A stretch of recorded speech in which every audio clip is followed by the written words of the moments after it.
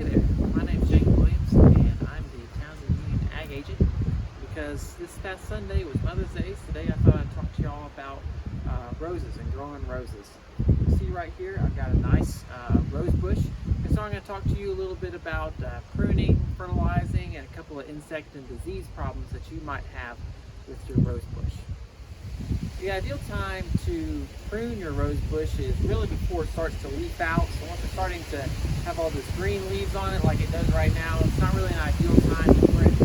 But if we were going to prune, we want to start in the center and look for any dead or diseased, weakened shoots that we see coming out of the center and remove those. Kind of try to open up that center so that it has more of a bowl shape to it, and that's going to allow for airflow to go through. That's really going to help keep diseases and insects off of our plant. The ideal time to do that is going to be for us, and maybe early April, late March is really going to be the time when you're looking to prune your rose bush. When you're fertilizing your rose bush, you want to start when the green leaves really start to flush out, that first flush of green. So we're a little bit past the first fertilizing point for this plant, but you're also going to want to fertilize as each of these flower buds opens. With each flush, you're going to want to reapply the fertilizer. That's just going to keep those flowers going, keep the plant healthy, nice and strong. You don't want to fertilize too late into the season though. Really about 6 weeks before the first frost date is when you're going to want to cut that fertilizer off. For us up here in the mountains, its average is about mid-October is our first frost date. So into September would be when you stop putting fertilizer on these rose bushes. You can buy specialty rose fertilizer pretty easy at garden centers. You can buy some slow release fertilizer as well that works really good. But you don't, if you're using something like Triple 10, you're going to want to cut back on that rate a little bit, probably less than an ounce each time, because you don't want to over fertilize them either. Over fertilizing, you might get too much green growth, and so we're not going to have as many flowers on the plant.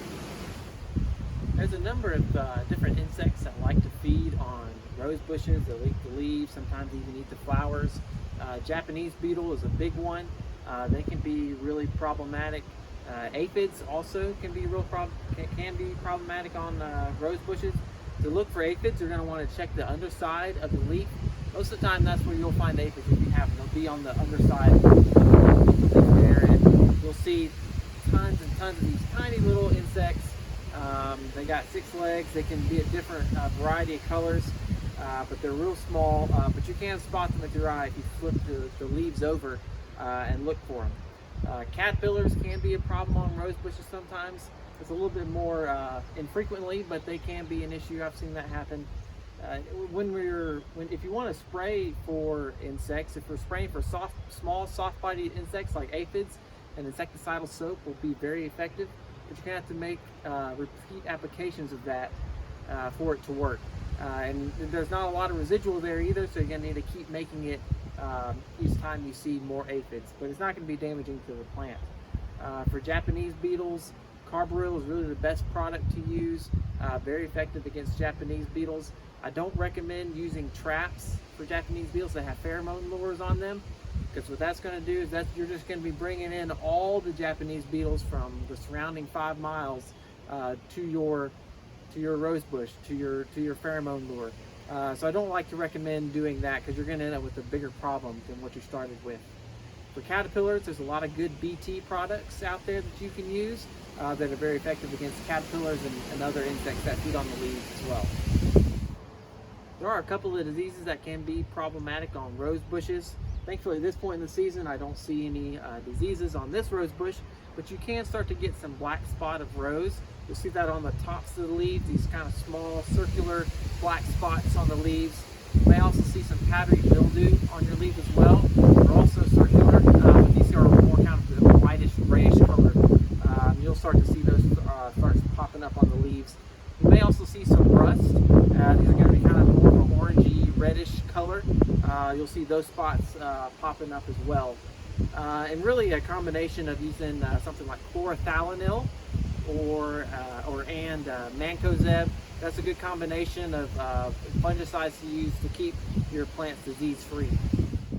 Rosette rose disease is another disease that can be problematic on rose bushes. I have seen it a few times up here, so we definitely have it.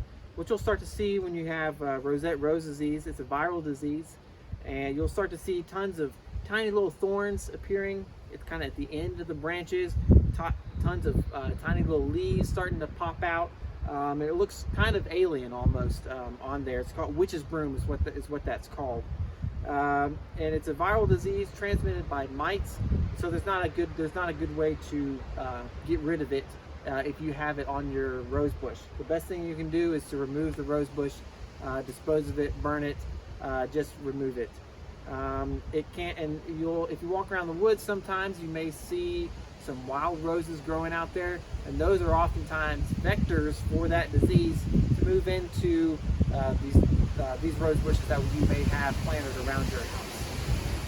Thank you for watching today. Happy Mother's Day to all the mothers out there. And if you have any questions about roses or growing a rose bush, please let me know. I'm happy to help.